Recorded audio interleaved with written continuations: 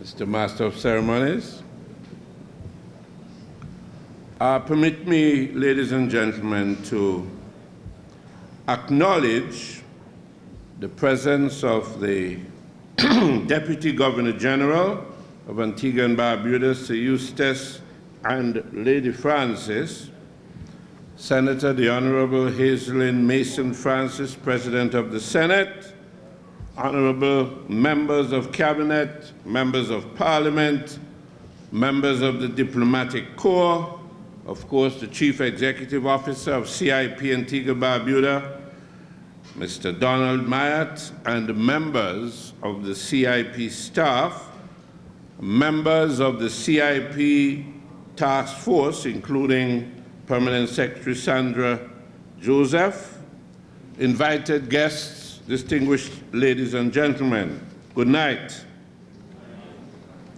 It is indeed a great pleasure for me to be here and to be given the opportunity to speak to you and to launch what the United Progressive Party administration believes is an initiative which has the potential to transform the economic landscape of Antigua and Barbuda. And to some extent, I feel somewhat vindicated tonight at this launch. And I speak also on behalf of my cabinet colleagues and my parliamentary colleagues for remaining steadfast and, despite the various barrage of opposition and accusation, remained true to what we believe to be right for Antigua and Barbuda. However, I must first express the gratitude and commendation of the government to the members of the CIP Task Force who 2 years ago took up the challenge, contributed considerable time and energy, and examined the best strategic options available to support investment and residential tourism, examine the business benefits which can come with economic citizenship, identify risks and the necessary safeguards that should be in place to maintain the integrity of the Antigua and Barbuda passport, and among other things, establish an institutional framework to manage the program. The government commends you as patriotic Antiguans and Barbudans for the sterling contributions you have made in bringing us to the point where we are this evening.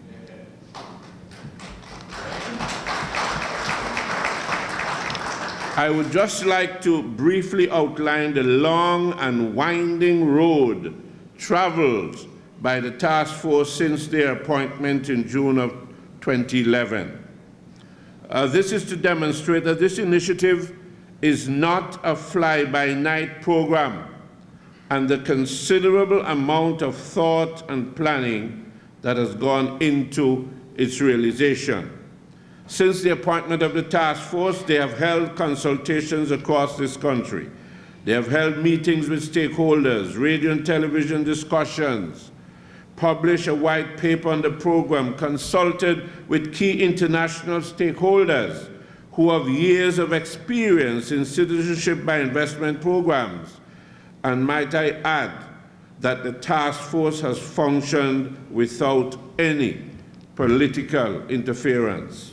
Ladies and gentlemen, for over 2 years, the UPP administration has worked on ensuring that the Citizenship by Investment program, which we are launching this evening, can maintain its integrity and stand up to scrutiny. This evening, I wish to highlight a quote from an interview on CNN with a spokesperson for the United States Citizenship and Immigration Services. And I wish to quote, "Our goal is certainly job creation, and that is what this program is all about. At the same time, it's allowing somebody from a foreign country to come and invest in our nation." I'm referring to the United States of America, unquote. While the United States Citizenship by Investment Program differs slightly from that of Antigua and Barbuda, the offerings remain the same in that the investor becomes a citizen of the United States and the holder of an American passport. Like the United States program and similar programs in Austria, Belgium, Canada, Hong Kong, the United Kingdom, Switzerland, St. Kitts Nevis, and Monaco, the singular goal of the Antigua and Barbuda Citizenship by Investment Program is to generate investments and jobs for Antiguans and Barbudans and to put Antigua and Barbuda on the road to sustainable growth and economic development. Nothing more, nothing less. Despite the flip-flopping and the scare tactics being exhibited and promulgated by the opposition forces on the issue, the motivating factor for the UPP administration has always been and will remain about generating investments and creating jobs and growing the economy. The economic development value of CIPs and related investment attraction initiatives has long been established. Many countries across the globe, including our neighbor, St. Kitts and Nevis, in testament to the importance of attracting investment, offer residency status in exchange for a sizable financial contribution. In all cases, the investors are offered the privilege of expedited residency with qualifying investments. However, ladies and gentlemen, based on the work that has been done on the Antigua and Barbuda program, I am fully confident that our program will soon be considered one of the most prestigious and well-regulated and managed across the globe. Our preparation for implementation of this initiative, as I had mentioned earlier, included tapping on the experience and knowledge of international consulting firms specializing in immigration assistance for investors. I would like to place on record the appreciation of the government of Antigua and Barbuda to the company of Henley & Partners for their invaluable assistance in getting us to this stage. The 6-month consultancy agreement with Henley & Partners will expire in December of this year, and I am confident that their support has paved the way for the successful operationalization of the program. Ladies and gentlemen, while the chief goal of the program is to attract investments to our shores, create jobs, and grow the economy, we are equally cognizant of the fact that we must safeguard the integrity of our being a citizen of Antigua and Barbuda and the overall image of Antigua and Barbuda. We are fully aware of the value of our passport and how passionately and what great esteem the people of our Twill Island nation regard this document. And may I interject here, similar to how the opposition Labour Party is creating division and fear in the state between born citizens and our naturalized brothers and sisters with the new regulations associated with voter registration, so too they are attempting to create fear and division by claiming that the CIP program is about selling our passports and our birthright. The UPP administration is resolute that the CIP program should in no way jeopardize the integrity of the national passport. Therefore, the Antigua and Barbuda Citizenship by Investment Program is not an open sesame for all and sundry. I need not remind you that the United Progressive Party administration is not of the opposition's persuasion, which has attracted the likes of Robert Vesco and Bill Trong and others.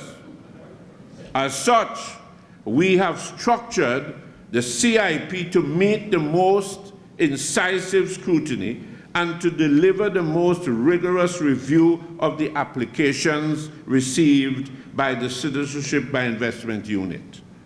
To ensure that this goal is achieved, we have sought and received the services of Mr. Donald Myatt, you heard him tonight, who comes to us with over 35 years' experience in immigration and citizenship business, having worked for the Canadian government in China, Hong Kong, and London. As CEO of the CIU, Mr. Myatt's appointment is for 2 years with an Antiguan understudy who will assume his position upon the completion of his tenure. I am also confident that with the expertise and professionalism that Mr. Myatt brings to the CIU and the competent and equally professional staff that supports him, the Antigua and Barbuda Citizenship by Investment Program will be a model initiative. Ladies and gentlemen, your government is fully aware that while many of you may support the CIP, that you do so with some hesitation and reservation. However, the current climate in which we live, where we have to contend with the reality of economic slowdown and the virtual disappearance of traditional funding sources, this program remains one of the most viable options for development. Your government was elected to chart a course for greater self-determination, which empowers us to more fully direct the pace, the impact, and the outcomes of our development initiatives. Even though in the past we have been proactive in facilitating the investor at the point of his proposal, in many cases they controlled our development direction. The CIP is giving us the additional impetus to adopt a strategic, targeted, and programmatic approach to how our development would unfold. In short, it is so designed to allow us to clearly and intentionally craft the development agenda of our country. The modules of investment are: 1, real estate investment of US $400,000. The US $250,000 contribution to the National Development Fund, including a charitable contribution, is the second option. And the third option is the business investment of at least US $1.5 million, are all within our control. We will decide on the investments that will produce economic growth, create jobs, and put us on a sustainable development path. Ladies and gentlemen, we have thought long and hard about this program. We have invested a great deal of time and energy in perfecting its guiding principles. We have sought to ensure that we receive the best advice and assistance from our partners in the governments and private sectors in the United States, Canada, and the United Kingdom. The CIP of Antigua and Barbuda is legitimate, well-regulated, and has already attracted international interest and approval. I ask you, therefore, to trust your government, trust the program. The beneficiaries will be you, the people of Antigua and Barbuda.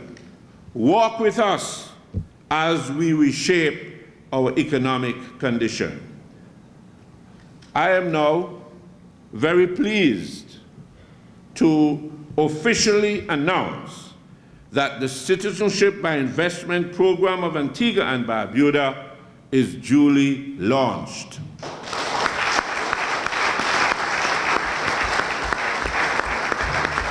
Thank you very much, ladies and gentlemen, and may God bless each and every one of us and the nation of Antigua and Barbuda.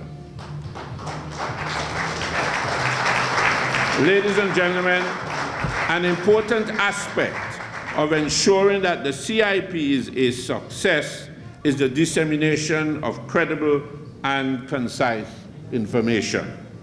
It is therefore my pleasure to ask Mr. Gamal Gordon to unveil Goodwin to unveil the official website of the Antigua and Barbuda Citizenship by Investment Program. Mr. Goodwin.